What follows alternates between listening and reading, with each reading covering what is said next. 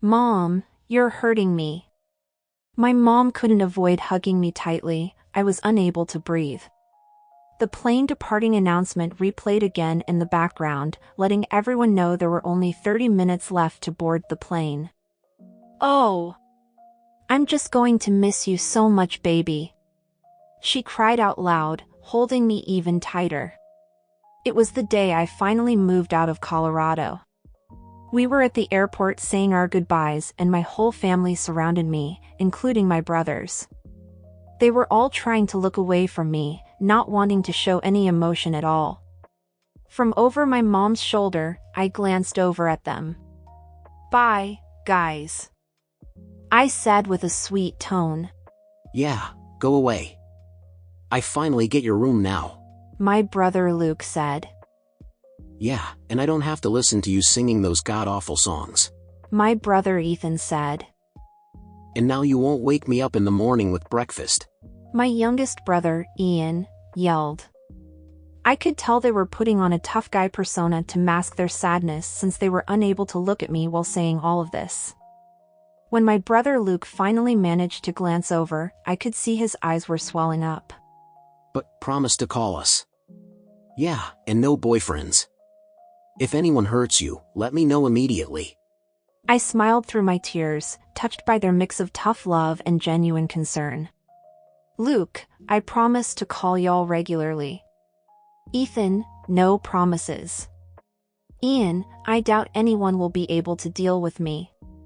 As the final boarding call echoed through the airport, signaling that time was running out, I felt a knot in my throat. I couldn't believe it was time to start this new chapter of my life.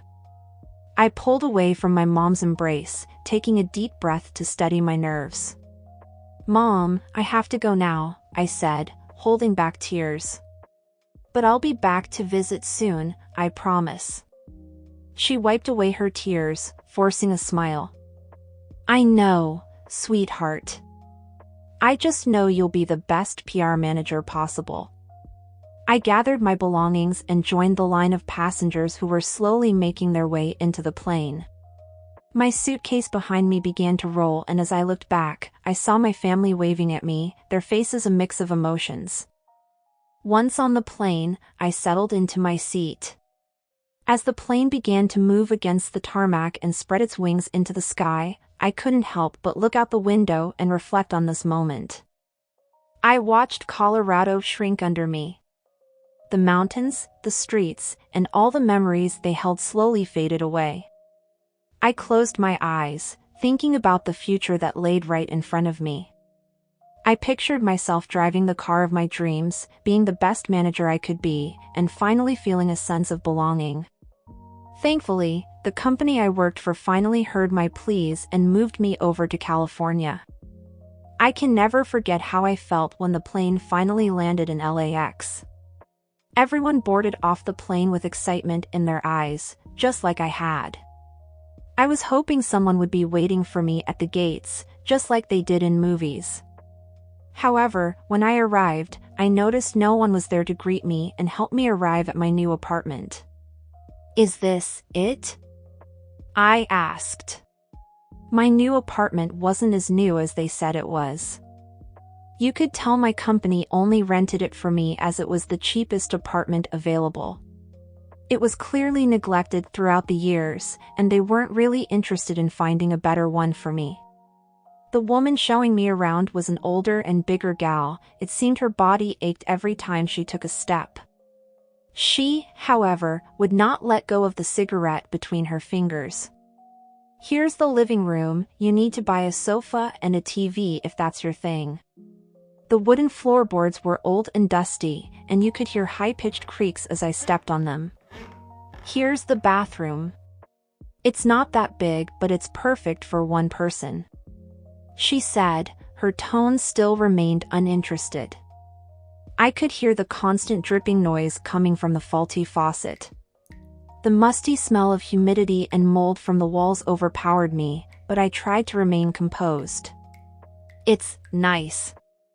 I lied through my teeth. The woman showing me around rolled her eyes at me, taking the cigarette from her lips and putting out her cigarette on the countertop.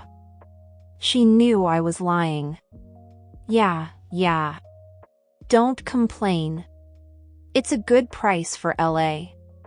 Here are the keys, she said, throwing the keys into my hands.